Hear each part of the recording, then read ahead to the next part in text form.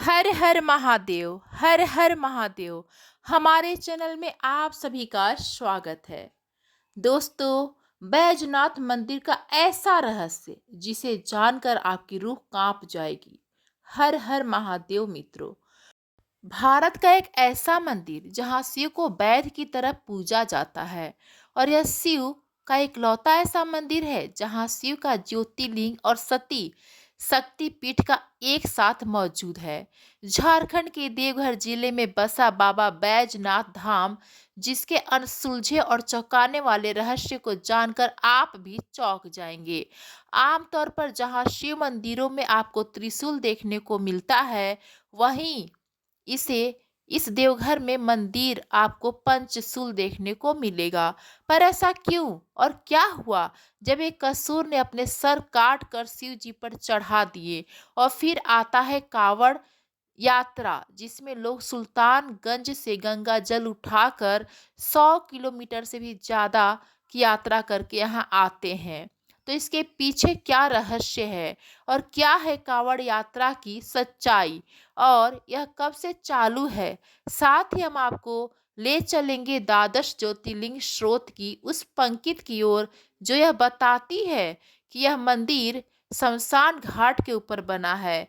तो आखिर इसमें कितनी सच्चाई है और क्या है नाग मुकुट का रहस्य? शिवलिंग पर चढ़ाए जाने वाला एक ऐसा विचित्र मुकुट जिसे किसी पुजारी या भक्त के द्वारा नहीं बल्कि जेल की सजा काट रहे कैदियों द्वारा बनाया जाता है। सबसे कंट्रोवर्शियल बात जिसने दशकों से इतिहासकारों और विद्वानों के बीच जंग छेड़ी हुई है, और वह है कि क्या सच में देवघर मंदिर ही असली ज्योतिर्लिंग है? क्योंकि कुछ स्रोतों के अनुसार महाराष्ट्र के बीड जिले में पैरली बैजनाथ ही असली ज्योतिर्लिंग है।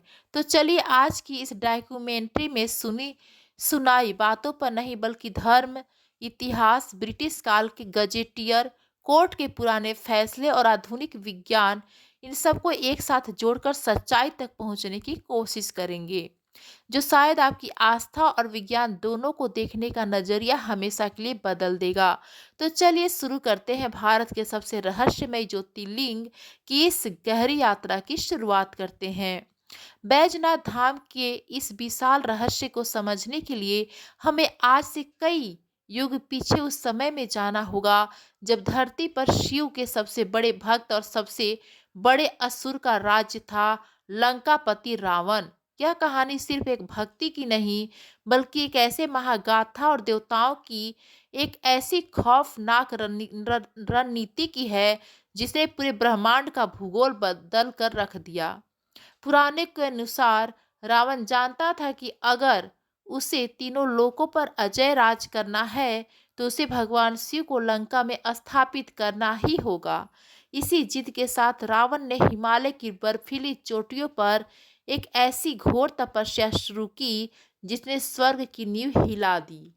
सालों तक बिना खाए पिए सर्दी और तूफानों को झेलते हुए रावण शिव के ध्यान में लीन रहा। लेकिन जब महादेव प्रसन्न नहीं हुए तो रावण ने एक ऐसा कदम उठाया जिसकी कल्पना भी किसी इंसान या देवता ने नहीं की थी। उसने अपना ही खड्ग उठाया और अपना एक सिर काट कर शिवलिंग पर चढ़ा दिया। जब फिर भी शिव प्रकट नहीं हुए तो उसने दूसरा सिर काटा, फिर तीसरा। इस तरह रावण ने एक एक करके अपने 9 सिर शिवलिंग पर अर्पण कर दिए, जिसके बाद रावण अपने आखिरी यानी 10वें सिर पर प्रहार करने ही वाला था कि तभी ब्रह्मांड की सारी ऊर्जा सिमट कर वहां आ गई और साक्षात भगवान शिव उसके सामने प्रकट हो गए। शिव रावण की इस अकल्पनीय भक्ति से इतने प्रसन्न हुए कि उन्होंने एक वैद्य का रूप धारण कर लिया। उन्होंने अपने हाथों से रावण के कटे हुए 9 सिर को वापस में जोड़ दिया और उसे पहले भी ज्यादा शक्तिशाली बना दिया। भगवान शिव के इसी वैद्य या हीलर रूप के कारण ही इस ज्योतिर्लिंग का नाम हमेशा के लिए बैजनाथ पड़ गया। यानी वो ईश्वर जो हर घाव हर बीमारी को ठीक कर सकता है। शिव ने रावण से वरदान मांगने को कहा और रावण ने अपनी वही पुरानी जिद दोहराई, हे महादेव, मैं चाहता हूं कि आप मेरे साथ मेरी लंका चले। शिव भगवान अपने भक्त के आगे विवश थे, पर वे स्वयं तो नहीं जा सकते थे। इसलिए उन्होंने रावण को अपनी ही एक रूप कामना लिंग, जिसे आत्मलिंग भी कहा जाता है, वह प्रदान किया। पर शिव जी ने एक शर्त रखी। शिव जी ने कहा, रावण तुम मुझे लंका तो ले जा सकते हो, लेकिन अगर रास्ते में तुमने मुझे एक पल के लिए भी जमीन पर रखा तो मैं हमेशा के लिए वहीं स्थापित हो जाऊंगा। रावण ने शर्त मान ली और उस ब्रह्मांडीय ऊर्जा को अपने हाथों में उठाकर लंका की ओर मुड़ उड़ चला।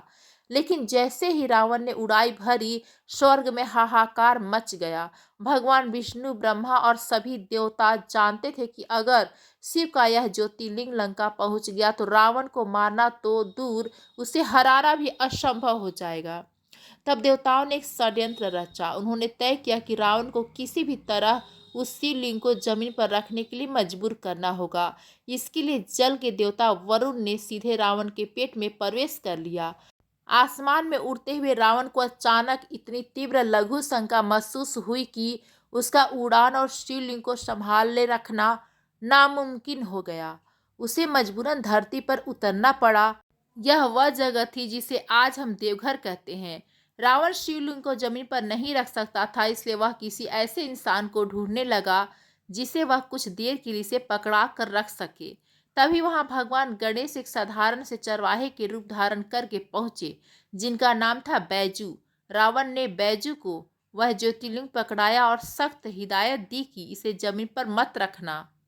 लेकिन जैसे ही रावण मुड़ा, उस चरवाहे रूपी गणेश ने कहा कि इसका भार बहुत ज्यादा है, और उन्होंने जानबूझकर उस ज्योतिर्लिंग को उसी धरती पर रख दिया। जब रावण वापस लौटा तो उसने देखा कि ज्योतिर्लिंग जमीन पर रखा हुआ है। वह क्रोध से पागल हो गया। उसने अपनी पूरी ताकत लगा दी, अपनी भुजाओं का पूरा जोर लगा दिया ताकि उस शिवलिंग को उखाड़ सके, लेकिन वह 1 इंच भी नहीं हिला। रावण के अंगूठे के निशान आज भी बैजनाथ के उस शिवलिंग पर धसे हुए महसूस किए जा सकते हैं। हार मानकर रावण ने वही उस शिवलिंग को प्रणाम किया और खाली हाथ लंका लौट गया। इस पूरी घटना के बाद एक और बहुत दिलचस्प कहानी जन्म लेती है। तो आज भी देवघर की हवा में गूंजती है रावण तालाब या शिवलिंग की कहानी।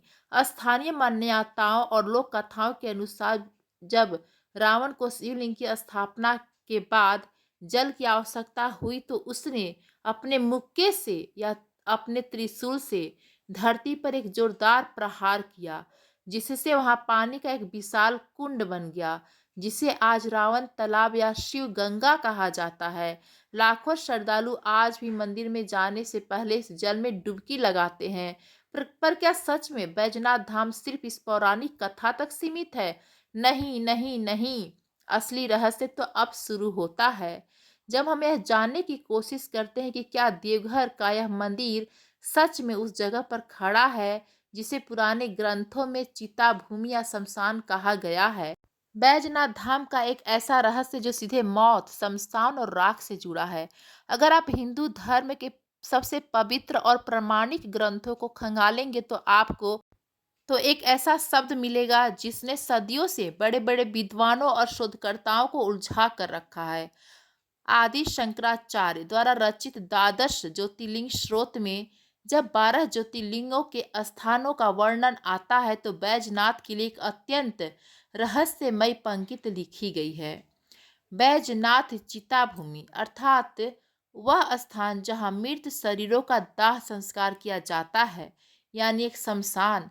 अब प्रश्न यह उठता है कि जिस मंदिर में प्रतिदिन लाखों लोग जीवन और स्वास्थ्य की कामना लेकर आते हैं, भगवान शिव के उस सबसे बड़े धाम का आधार एक शमशान भूमि कैसे हो सकता है? क्या यह मंदिर वास्तव में किसी प्राचीन शमशान के ठीक ऊपर खड़ा है? इस रहस्य की जड़ें शिव पुराण और अन्य प्राचीन पुराणों में बहुत गहराई तक जाती है। पुराणों के अनुसार जब प्रजापति दक्ष के यज्ञ में माता सती ने स्वयं को अग्नि में भस्म कर लिया था, तब भगवान शिव उनके जलते हुए शरीर को लेकर पूरे ब्रह्मांड में क्रोधित होकर तांडव करने लगे थे। सृष्टि को बचाने के लिए भगवान विष्णु ने अपने सुदर्शन चक्र से माता सती के शरीर के 51 भाग कर दिए। शोधकर्ताओं और पौराणिक कथाओं के जानकारों का मानना है कि माता सती का हृदय इसी स्थान पर गिरा था और भगवान शिव ने स्वयं उस हृदय का दाह संस्कार यही किया था। शिव के उसी अंतिम संस्कार वाले कृत्य के कारण यह पवित्र स्थान ब्रह्मांड की सबसे पहली और सबसे महान चिता भूमि बन गया। यही कारण है कि शिव भगवान यहाँ सिर्फ एक उपचारक नहीं है, बल्कि वह शमशान के अधिपति, महाकाल और अघोर रूप में भी विद्यमान है। देवघर के इस मंदिर परिसर में आज भी शिव और शक्ति का वह मिलन अनुभव किया जा सकता है जो दुनिया में और कहीं नहीं मिलता। लेकिन दोस्तों, कहानी में असली ट्विस्ट और सबसे बड़ा विवाद यहीं से शुरू होता है। अगर चिता भूमि ही असली बैजनाथ ज्योतिर्लिंग की पहचान है, तो यह चिता भूमि असल में भारत के नक्शे पर कहाँ है? क्या आदि शंकराचार्य जिस चिता भूमि की बात कर रहे थे वह सच में झारखंड का देवघर है जहां सती का हृदय गिरा था, या फिर यह कोई और भौगोलिक स्थान है? क्योंकि हमें पुराणों में एक और श्लोक मिलता है, परलिया बैजनाथ, यानी परली में बैजनाथ। महाराष्ट्र के परली में स्थित बैजनाथ मंदिर, जिसे कई बार असली बैजनाथ होने का दावा किया जाता है। तो आखिर दोनों में से असली ज्योतिर्लिंग कौन सा है? तो चलिए अब हम जानते हैं इस 1000 साल पुराने विवाद को, जिसे जानकर आप हैरान रह जाएंगे। लेकिन उससे पहले अगर आपको वीडियो अच्छी लग रही है तो इसे एक लाइक जरूर करें। आज भारत में एक नहीं बल्कि दो ऐसी जगह हैं जिन्हें असली बैजनाथ ज्योतिर्लिंग होने का दावा किया जाता है। एक है झारखंड का देवघर, जिसके बारे में हम बात कर रहे हैं, और दूसरा है महाराष्ट्र के बीड जिले में स्थित परली बैजनाथ। दोनों ही जगहों पर करोड़ों लोगों की अटूट आस्था है। दोनों के अपने प्रादेशिक इतिहास हैं, लेकिन जब बात 12 ज्योतिर्लिंगों की उस प्राचीन और सबसे पवित्र सूची की आती है, तो असली ज्योतिर्लिंग का ताज किसे मिलना चाहिए? आज हम इस विवाद को किसी सुनी सुनाई बात से नहीं, बल्कि पक्के सबूतों, ग्रंथों की सटीक पंक्तियों, ब्रिटिश काल के दस्तावेजों और पुरातात्विक अभिलेखों के आधार पर समझेंगे। शिव पुराण की कोटि रुद्र संहिता में एक श्लोक आता है, पूर्वोत्तरे पर्वजलिते निधाने सदा बसंत गिरिजा समेतम श्री वैजनाथ तहम नमामि। इस श्लोक में दो महत्वपूर्ण शब्द हैं। पहला है पूर्वोत्तरे, जिसका सीधा अर्थ है उत्तर पूर्व दिशा। अगर आप भारत के नक्शे के केंद्र जैसे कि उज्जैन से देखें तो झारखंड का देवघर बिल्कुल उत्तर पूर्व दिशा में सटीक बैठता है, जबकि महाराष्ट्र का परली पश्चिम या दक्षिण दक्षिण पश्चिम दिशा में आता है। श्लोक का दूसरा शब्द है प्रज्वलिते निधाने, जिसका अर्थ है चिता भूमि या शमशान, जहां हमेशा अग्नि प्रज्वलित रहती है। जैसा कि हमने पहले बताया कि देवघर माता सती का हृदय पीठ है, जहां शिव भगवान ने उनका दाह संस्कार किया था, तो यह चिता भूमि वाला प्रमाण सीधे तौर पर देवघर के पक्ष में जाता है। लेकिन परली का दावा भी कोई निराधार नहीं है। आदि शंकराचार्य द्वारा रचित द्वादश ज्योतिर्लिंग स्रोत के कुछ संस्करणों में परलिया बैजनाथ का उल्लेख मिलता है। महाराष्ट्र के क्षेत्रीय परंपरा में इसे मेरू या कांतपुर के नाम से जाना जाता है। 18वीं सदी के अंत यानी लगभग 1784 के आसपास महान मराठा रानी अहिल्याबाई होलकर ने परली बैजनाथ मंदिर का भव्य जीर्णोद्धार करवाया था। परली के स्थानीय संतों का तर्क है कि देवघर कामना लिंग है, जबकि परली असली ज्योतिर्लिंग है। ऐतिहासिक और औपनिवेशिक रिकॉर्ड के अनुसार देवघर के मंदिर परिसर में गिदौर राजवंश के महाराजा पूर्णमल का एक शिलालेख मौजूद है जो 1596 ईस्वी का है, और इस मंदिर के प्राचीन ढांचे तथा उसके निर्माण के इतिहास को प्रमाणित करता है। अगर हम अंग्रेजों के समय की बात करें तो मशहूर ब्रिटिश इतिहासकार विलियम विल्सन हंटर ने 1877 में अपनी किताब A statistical account of Bengal में संथाल परगना और देवघर का बहुत ही गहराई से वर्णन किया है। उन्होंने साफ लिखा है कि कैसे देवघर का यह बैजनाथ मंदिर पूरे भारत के सबसे महत्वपूर्ण तीर्थ स्थानों में से एक था, और यहाँ की वास्तुकला, पुजारियों की व्यवस्था और पूरे देश से आने वाले तीर्थयात्रियों की भीड़ इसे एक असाधारण केंद्र बनाती है। परली के पास अहिल्याबाई होलकर के समय के मजबूत प्रमाण हैं, लेकिन देवघर के पास उससे भी कई सदियों पुराने शिलालेख और पाल वंश के समय की वास्तुकला के संकेत मिलते हैं। देवघर दुनिया के उन दुर्लभ स्थानों में से एक है जहां एक ही प्रांगण में ज्योतिर्लिंग और शक्तिपीठ दोनों मौजूद हैं। यह शिव भगवान और शक्ति का वह संगम है जो तंत्र और अघोर साधना के लिए इसे पूरे भारत का एक प्रमुख केंद्र बनाता है। इसके साथ ही सुल्तानगंज से 105 किलोमीटर पैदल चलकर देवघर तक गंगा जल लाने की कांवड़ यात्रा का इतिहास और विस्तार इतना विशाल है कि वह किसी भी क्षेत्रीय परंपरा को पीछे छोड़ देता है। देखिए, आस्था के मामले में किसी के भी विश्वास को गलत ठहराया जा सकता है। परली बैजनाथ के प्रति महाराष्ट्र और देश भर के लोगों की श्रद्धा पूरी तरह से सत्य और वंदनीय है। लेकिन अगर हम एक निष्पक्ष शोधकर्ता की तरह शिव पुराण की दिशाओं, चिताभूमि और हृदय पीठ के संबंध, 16वीं सदी के प्रमाणिक शिलालेखों, ब्रिटिश गजेटियर के दस्तावेजों और सदियों से चली आ रही कांवड़ यात्रा की परंपरा को एक साथ जोड़कर देखें, तो सबसे मजबूत और तार्किक संभावना यही बनती है कि झारखंड का देवघर ही वह असली और प्राचीन बैजनाथ ज्योतिर्लिंग है जिसका उल्लेख हमारे मूल ग्रंथों में किया गया है। बाकी भगवान शिव तो कण कण में है, पर देवघर की मिट्टी में कुछ ऐसा है जो इसे सिर्फ एक मंदिर नहीं बल्कि एक जीवंत समय साक्षी बना देता है। लेकिन साथ ही इस मंदिर का निर्माण और इसका असली इतिहास भी रहस्य से भरा है। तो चलिए अब जानते हैं असली इतिहास, असली रहस्य, पंचशूल, त्रिशूल और कांवड़ यात्रा की सच्चाई। 72 फीट ऊंचा देवघर का यह मुख्य मंदिर प्राचीन भारत की प्रसिद्ध नागर शैली का एक अद्भुत और जीवंत उदाहरण है। लेकिन क्या आप जानते हैं कि बैजनाथ धाम सिर्फ एक अकेला शिव मंदिर नहीं है, बल्कि यहाँ पूरा परिसर कुल 22 अलग अलग मंदिरों का एक रहस्यमय चक्रव्यूह है जो एक दूसरे से पत्थर के प्रांगणों और गलियारों से जुड़े हुए हैं। 1596 ईस्वी में गिदौर राजवंश के महाराजा पूर्णमल ने इस मंदिर के मुख्य ढांचे का जीर्णोद्धार और विस्तार करवाया था।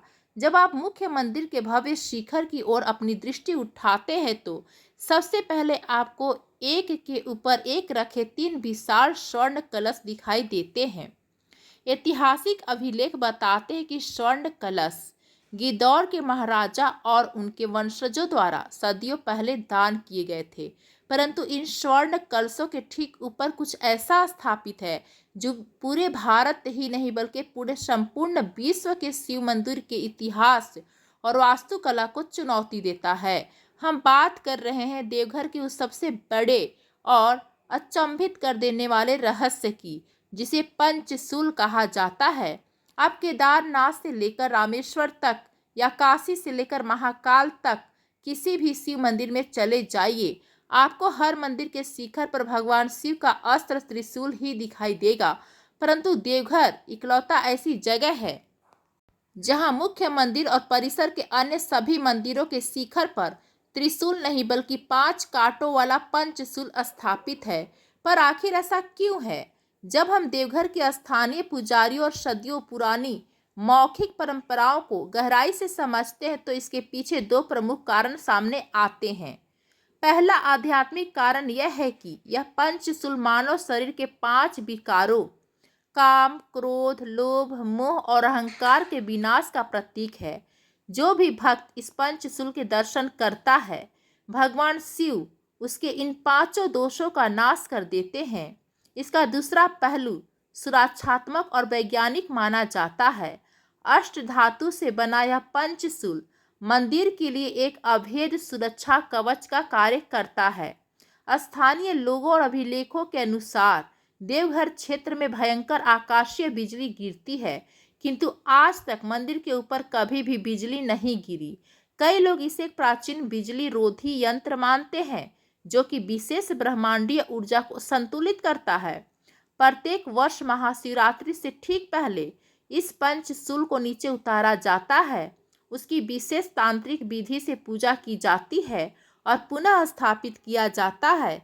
यह परंपरा इतनी पवित्र मानी जाती है कि इसे देखने के लिए लाखों श्रद्धालु एकत्रित होते हैं। मंदिर के गर्भगृह में साक्षात कामना लिंग स्थापित है। ज्योतिर्लिंग के ठीक ऊपर एक रहस्यमयी रत्न लटका हुआ है जिसे चंद्रकांता मणि कहा जाता है। कमल की 8 पंखुड़ियों के आकार में तराशा गया है रत्न कोई साधारण पत्थर नहीं है। यदि आप झारखंड पर्यटन या देवघर के आधिकारिक विवरण पढ़ें तो उनमें स्पष्ट उल्लेख मिलता है कि इस चंद्रकांता मणि से वर्ष के 365 दिन 24 घंटे स्वयंमेव जल की बूंदें शिवलिंग पर गिरती रहती है। बाहर चाहे कितनी भी गर्मी हो या सूखा पड़ रहा हो, उस मणि से जल का टपकना कभी बंद नहीं होता। कुछ वैज्ञानिक और शोधकर्ताओं का मानना है कि यह रत्न वातावरण की नमी को सोखकर उसे संघनित करने की अद्भुत क्षमता रखता है। किंतु गर्भगृह के गर्भ और धुएं से भरे वातावरण में यह प्रक्रिया निरंतर कैसे चलती रहती है, यह आज भी एक अनसुलझा रहस्य है। क्या यह प्राचीन भारत की कोई उन्नत भूवैज्ञानिक तकनीक है या फिर वास्तव में भगवान शिव की उस चिताभूमि को शांत रखने के लिए प्रकृति ने स्वयं यह व्यवस्था की है? पत्थर भले ही मौन हो, परंतु ये जो कथा कह रहे हैं वह मानव समझ से कहीं परे है। किंतु इस जीवलिंग की वास्तविक धड़कन किसी राजा के दान या किसी प्राचीन शिलालेख में नहीं, बल्कि उन करोड़ों श्रद्धालुओं के पैरों के छालों में बसती है जो प्रत्येक वर्ष दुनिया की सबसे कठिन और लंबी आध्यात्मिक यात्राओं में से एक कांवड़ यात्रा पर निकलते हैं। तो आइए अब जानते हैं कांवड़ यात्रा की वास्तविकता, कि इसकी शुरुआत कैसे हुई और इसका महत्व क्या है। किंतु उससे पहले वीडियो को एक लाइक अवश्य करें। कांवड़ यात्रा बिहार के सुल्तानगंज से झारखंड के देवघर तक लगभग 105 किलोमीटर का सफर है, जो केवल एक मार्ग नहीं बल्कि मनुष्य की इच्छा शक्ति की सबसे बड़ी परीक्षा है। किंतु प्रश्न यह उठता है कि सुल्तानगंज से देवघर तक पैदल चलकर गंगा जल लाने की यह परंपरा कब और कैसे आरंभ हुई। यदि हम इतिहास के पन्नों और प्राचीन अभिलेखों का अध्ययन करें तो सुल्तानगंज के अजगैबीनाथ मंदिर से गंगा जल लेकर बैजनाथ धाम में अभिषेक करने का प्रथम स्पष्ट उल्लेख हमें 18वीं शताब्दी के दस्तावेजों और क्षेत्रीय साहित्य में मिलता है। सुल्तानगंज वह एकमात्र स्थान है जहां गंगा नदी का प्रवाह उत्तर दिशा की ओर जाता है और हिंदू मान्यताओं में उत्तरवाहिनी गंगा का जल अत्यंत पवित्र माना जाता है। 17वीं शताब्दी के उत्तरार्ध और 18वीं शताब्दी में कुछ संतों और शिव भक्तों ने इस जल को बांस की कावड़ में रखकर पैदल देवघर ले जाने की परंपरा आरंभ की, जो आज विश्व के सबसे विशाल मानव समूहों में परिवर्तन हो चुकी है। सावन माह में आयोजित होने वाला श्रावणी मेला विश्व का सबसे लंबा चलने वाला धार्मिक मेला माना जाता है। लगभग 30 दिनों तक सुल्तानगंज से देवघर तक का पूरा मार्ग एक जीवंत नगर का रूप ले लेता है। राज्य सरकार और मंदिर प्रशासन के लिए यह किसी महायुद्ध की तैयारी से कम नहीं होता। पूरे मार्ग पर तंबू, चिकित्सीय शिविर, सुरक्षा बल और निरंतर चलने वाले एम्बुलेंस की व्यवस्था की जाती है। करोड़ों श्रद्धालुओं की भीड़ को एक दिशा में सुरक्षित रूप से संचालित करना आधुनिक भीड़ प्रबंध का एक उत्कृष्ट उदाहरण है। यह मेला केवल आस्था का प्रतीक नहीं बल्कि इस क्षेत्र की अर्थव्यवस्था का प्रमुख आधार भी है, जिससे लाखों लोगों की आजीविका चलती है। किंतु जब इतना विशाल तंत्र और करोड़ों लोगों की आस्था किसी एक मंदिर से जुड़ती है तो प्रश्न उठता है कि इस मंदिर का संचालन कौन करता है और इसके नियम कौन निर्धारित करता है। यही से यह कथा का रहस्यमय और ऐतिहासिक मोड़ लेती है, जहां ब्रिटिश काल के अधिकारी भारत के कानून और देवघर कारागार के सजायाफ्ता कैदी एक ही सूत्र में बंधे दिखाई देते हैं। इस प्रश्न का उत्तर हमें इतिहास के उस अध्याय में मिलता है जहां धर्म और सत्ता का प्रत्यक्ष सामना होता है।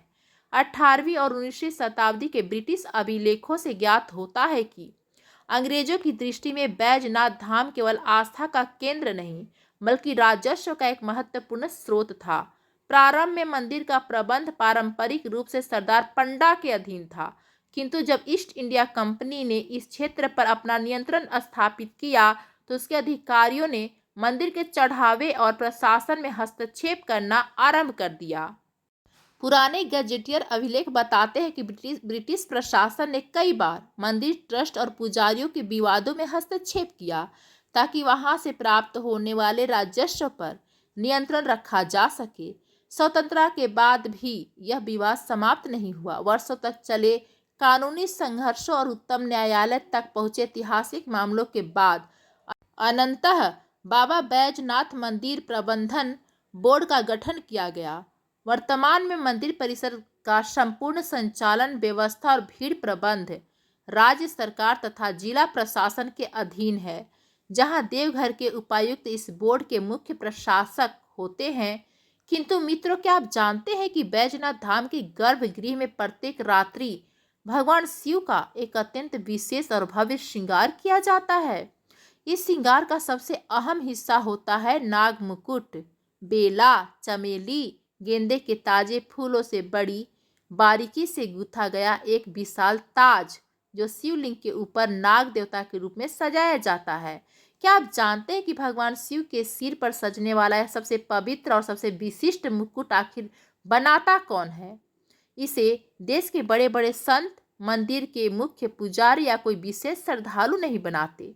यह मुकुट हर दिन देवघर सेंट्रल जेल के ऊंची और खौफनाक दीवारों के पीछे उम्र कैद और फांसी की सजा काट रहे खूंखार कैदियों के हाथों से बनाया जाता है। दरअसल यह बात है साल 1911 के आसपास की, जब भारत पर ब्रिटिश हुकूमत का राज था। उस समय बंगाल प्रेसिडेंसी के अधीन देवघर के कमिश्नर J.W. टेलर हुआ करते थे। एक दिन उनके बेटे को एक गंभीर बीमारी हो गई। देश भर के बड़े से बड़े अंग्रेज डॉक्टरों और हकीमों ने हाथ खड़े कर दिए। तब किसी संत की सलाह पर उन्होंने शिवलिंग पर नाग मुकुट चढ़ाया। तब यह परंपरा बन गया कि और हर दिन संध्याकालीन श्रृंगार के लिए चढ़ने वाले यह पुष्प नाग मुकुट देवघर जेल के कैदियों द्वारा पूरी शुद्धता और श्रद्धा के साथ बनाया जाता है। तब से लेकर आज तक 100 से भी अधिक वर्षों से यह परंपरा बिना टूटे चली आ रही है। हर दिन जेल के अंदर कैदी पूरी शुद्धता के साथ इन फूलों को गूंथते हैं और फिर कड़ी सुरक्षा के बीच यह मुकुट जेल से सीधा बैजनाथ मंदिर के गर्भगृह तक पहुंचाया जाता है। लेकिन हमने अभी तक मंदिर के मूल मंत्र को जाना ही नहीं, यानी कि शिव के बैजनाथ के रूप के बारे में, इस मंदिर की अद्भुत जीवनदायी कहानियों के बारे में। तो चलिए अब इस आखिरी अध्याय में शिव को बैजनाथ रूप की महिमा को जानते हैं। बैजनाथ धाम को सदियों से चिकित्सीय मंदिर या चमत्कारी उपचार स्थल कहा जाता है। यदि आप देवघर के आसपास के स्थानीय अखबारों या मीडिया रिपोर्टर्स के अभिलेखों को पढ़ें तो आपको ऐसे अनगिनत प्रकरण और वास्तविक जीवन की कहानियां मिलेंगी जो किसी भी चिकित्सीय विज्ञान की समझ से परे है। ऐसे कई प्रलेखित मामले हैं जहां कैंसर से जूझ रहे लोगों को जब डॉक्टरों ने जवाब दे दिया तो उनके परिवार उन्हें यहाँ ले आए।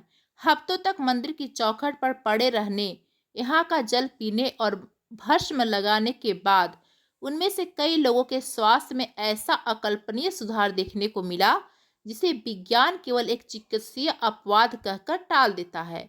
लेकिन क्या सच में यहाँ की हवा में कोई जादू है या फिर भगवान शिव साक्षात एक वैद्य की तरह आकर लोगों को स्वस्थ करते हैं?